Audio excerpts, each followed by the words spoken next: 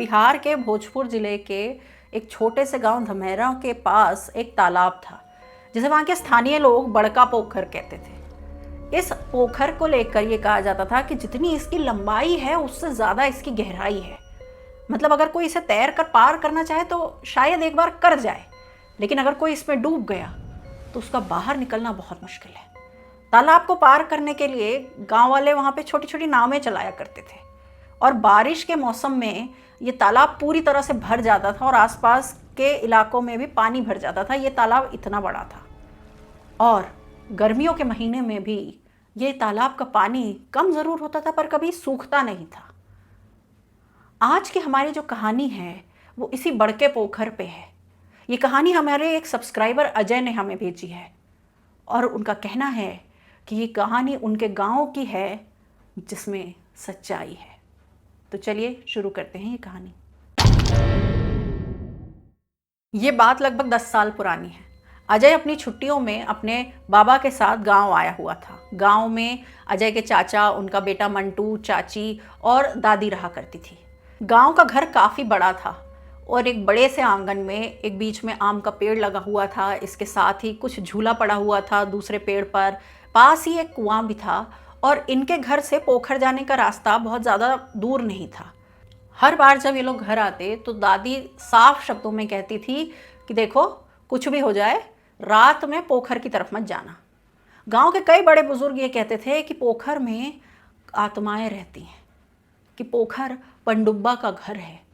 बिहार के कुछ इलाकों में जो लोग पानी में डूबकर मर जाते हैं और ऐसा माना जाता है कि उनकी आत्माएं उसी पानी में कैद हो गई हैं, उन्हें पनडुब्बा कहा जाता है। और अजय के गांव वालों का मानना था कि बड़का पोखर में पनडुब्बा रहता है। कई लोगों ने इस बारे में दावा किया था कि उन्होंने पनडुब्बा को देखा है। पनडुब्बा असल में कैसा था ये अजय को नहीं पता, लेकिन वो बचपन से ही उसकी कहानियां सुनकर बड़ा हुआ था।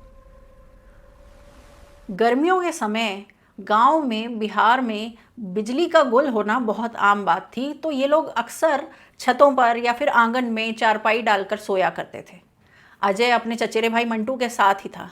इन्हें नींद नहीं आ रही थी और गांव की बिजली जाने के कारण इनको ऐसा लग रहा था कि इतना अंधेरा था कि बस हाथ बड़ी मुश्किल से दिख रहा था। अमावस्या के पास की वो रात थी। अजय सोने की कोशिश कर रहा था लेकिन उसे नींद नहीं आ रही थी क्योंकि उसे गर्मी लग रही थी। तभी मंटू ने अजय से कहा कि पोखर चलेगा। तो अजय ने कहा कि रात हो गई है, रात में पोखर। तो मंटू ने कहा क्यों, डर गया क्या? अजय ने बिना कुछ सोचे समझे चप्पल उठाई, उसे पहना और वो मंटू के साथ वहाँ पोखर की ओर निकल गया। इन दोनों ने साथ में टॉर्च रखी थी। ये लोग बहुत रास्ते भर बातें करते हुए गए और जब पोखर के पास पहुंचे तो मंटू अचानक चुप सा हो गया। अजय ने बोला कि क्या हुआ, अभी तक तो बहुत बोल रहा था तू।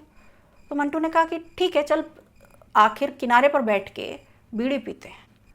इन लोगों की उम्र कुछ 20-22 साल थी और जवानी का जोश कह लीजिए कि इन्हें ये सब करने में बड़ा मज़ा आता था। और मंटू जो अजय से 2 साल छोटा था, उसे बीड़ी पीने की लत थी।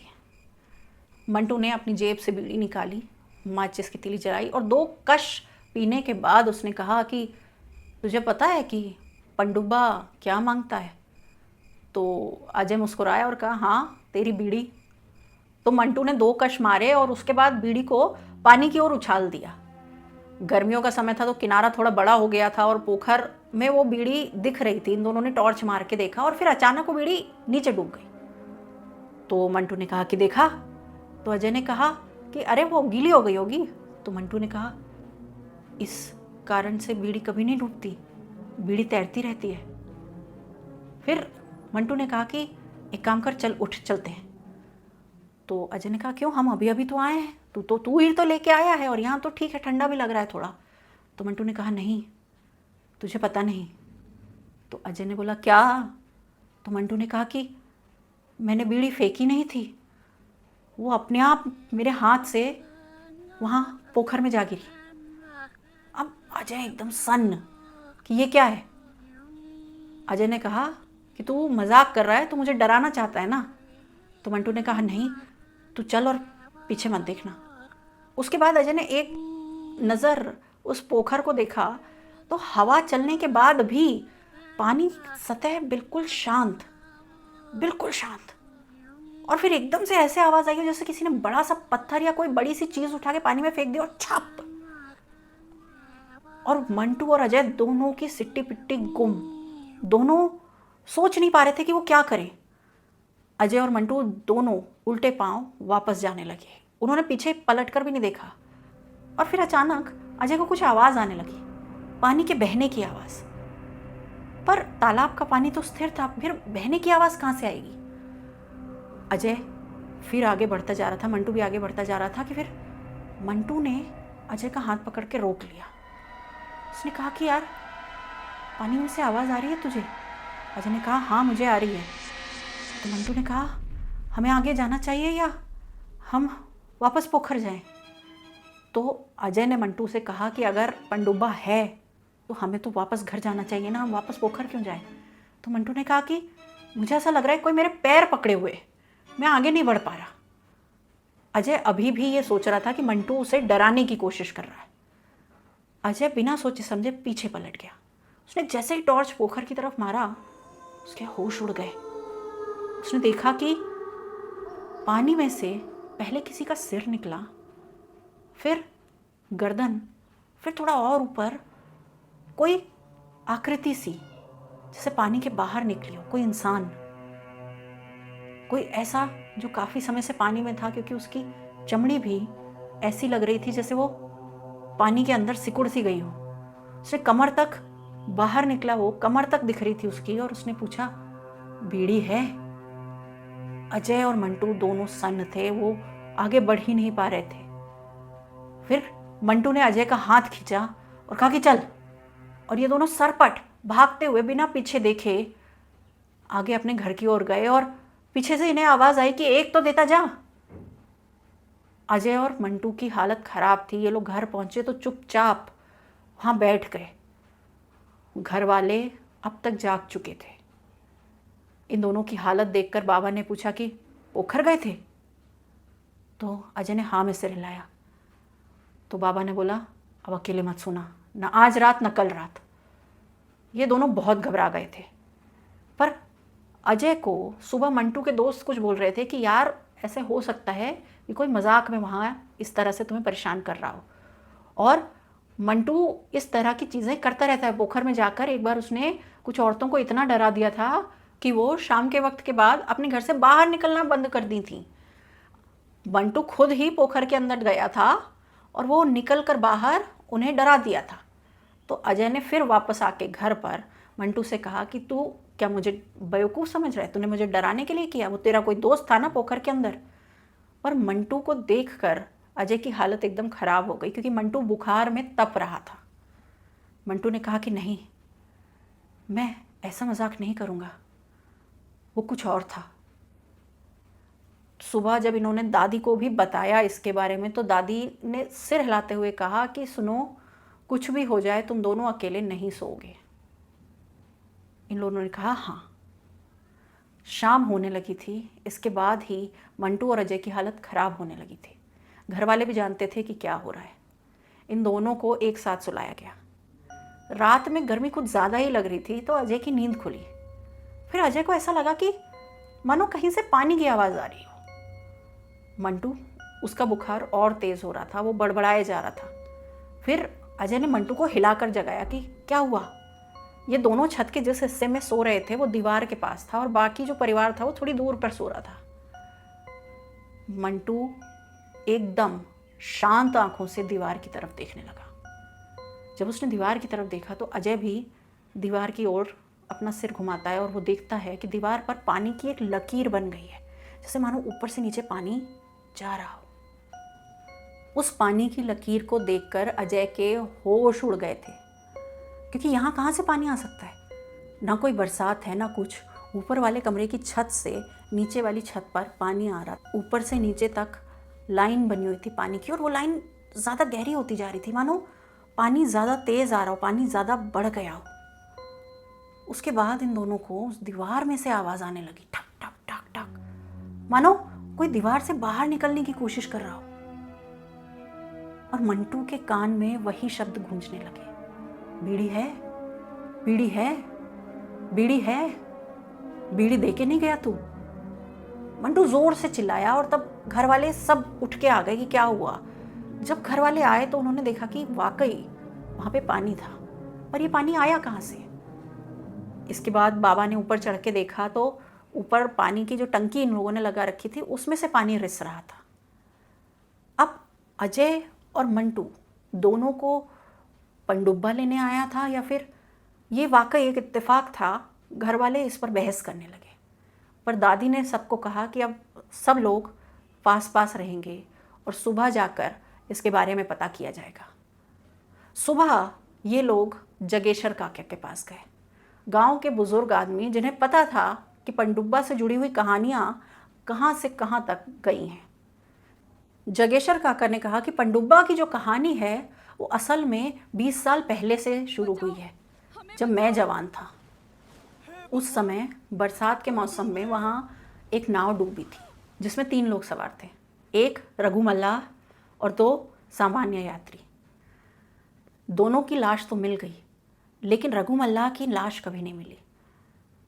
उसका काम ही उस पोखर में नाव चलाना था और लोगों को इस पार से दूसरे गांव उस पार ले जाना था, लेकिन वो कभी भी मिला नहीं। और लोग कहते हैं कि वही पनडुब्बा बन गया। जगेश्वर काका ने पूछा कि उसने क्या क्या मांगा। तो मंटू ने बिल्कुल लड़खड़ाती हुई आवाज़ में कहा कि उसने बीड़ी मांगी। तो जगेश्वर काका ने ऐसे ऐसे सिर हिलाया और उन्होंने कहा कि पनडुब्बा कोई चीज़ नहीं मांगता, वो याद मांगता है। और रघु मल्लाह हमेशा बीड़ी तमाकू का बहुत सेवन किया करता था। जगेश्वर काका ने कहा कि कुछ भी हो जाए तुम लोग अब पोखर के पास नहीं जाओगे, ना अभी, ना 6 महीने बाद, ना कभी। अब पोखर के पास मत जाना तुम। उन्होंने बताया कि कई लोगों के साथ ऐसा हुआ है कि वो बीड़ी उनसे मांगी गई है तो कुछ लोगों ने बीड़ी उछाल कर पानी में डाल दी है, वो लोग बचे हुए हैं। लेकिन कोई ऐसा भी था जिसने उस पनडुब्बा की बात का जवाब दे दिया था और कहा था कि बीड़ी है मेरे पास। वो आदमी अगली सुबह पोखर के किनारे ही मिला था। वो जिंदा तो था, लेकिन उसके फेफड़ों में गीली रेत भरी हुई थी जैसे नदी के तल पे होती है। उन सबको ये सुनकर एक सदमा सा लगा था कि ऐसा कैसे हो सकता है। और वो आदमी जो जिंदा बच्चा था, जो मिला था, उसने कहा कि उसने पानी में अपनी जगह किसी और का चेहरा देखा था और वो आदमी कुछ दिनों बाद अस्पताल में मर गया था। वो आदमी बार बार बोल रहा था कि उसने पनडुब्बा को देखा है। और यहाँ अजय और मंटू, इन दोनों ने पनडुब्बा से बात तो नहीं की थी, लेकिन पनडुब्बा को इन्होंने देख लिया था। पनडुब्बा इनके सामने पानी से बाहर आया था, तो इसलिए इनको खतरा था। इसके बाद अगली रात मंटू का बुखार तो उतर चुका था, लेकिन मंटू सबके साथ ही सो रहा था। आधी रात को जब अजय के बाबा की नींद खुली तो उन्होंने देखा कि मंटू वहाँ नहीं है, अजय वहीं है। मंटू के बाबा ने सबको उठाया और उन्होंने देखा कि गीले पैर, जैसे नंगे पैर गीले हों, वो छत से होते हुए नीचे बाहर की ओर जा रहे हैं। अजय के बाबा ने और लोगों को बुलाया, आस पड़ोस के लोगों को बुलाया कि चलो कुछ तो है, हमें मंटू को देखना है। मंटू के माता पिता भी परेशान हो चुके थे। मंटू के पिता यानी कि अजय के चाचा भी इनके साथ गए और उसकी माँ का रो रो के बुरा हाल था। ये लोग मंटू को ढूंढते ढूंढते पोखर के पास गए और इन्होंने जो देखा उससे सबके होश उड़ गए थे। इन्होंने देखा कि मंटू लगभग आधा पोखर के अंदर है।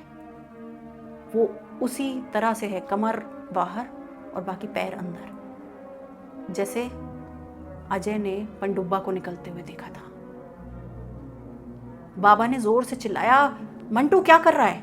और मंटू मानो किसी अलग ही दुनिया में था, वो सुन ही नहीं रहा था। ये लोग फिर भाग कर गए, बहुत सारे लोग, और मंटू को खींच कर बाहर निकाला तो वो निकल भी नहीं पा रहा था, मानो किसी ने नीचे से उसके पैर पकड़ के रखे हों।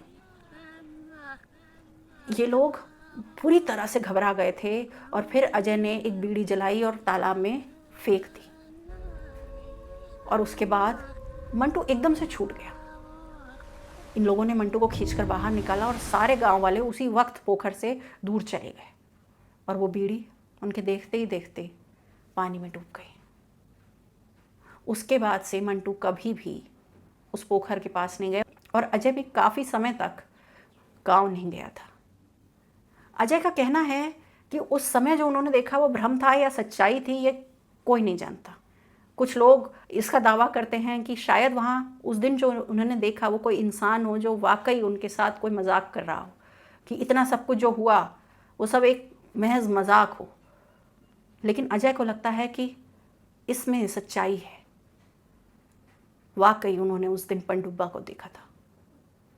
आपको क्या लगता है कि अजय ने पनडुब्बा को देखा था या नहीं? पनडुब्बा को लेकर ऐसी कई कहानियाँ बिहार में प्रचलित हैं। मैं अजय को धन्यवाद देती हूँ कि उन्होंने अपनी कहानी हमारे साथ शेयर की। अगर आप भी कोई कहानी भेजना चाहें तो आप डिस्क्रिप्शन बॉक्स में दिए हुए ईमेल आईडी पर वो कहानी हमें भेज सकते हैं और मैं वो कहानी वैसे ही सुनाऊंगी जैसे मैंने ये कहानी सुनाई है। आपको किस तरह की कहानियाँ पसंद हैं वो मुझे कमेंट बॉक्स में बताएं, ताकि मैं वैसी ही कहानियाँ आपके पास तक और लेकर आ सकूँ। अगर आप मेरी कहानियों को पसंद करते हैं तो मेरे चैनल को सब्सक्राइब करें। मैं फिर आऊँगी एक नई कहानी के साथ, तब तक के लिए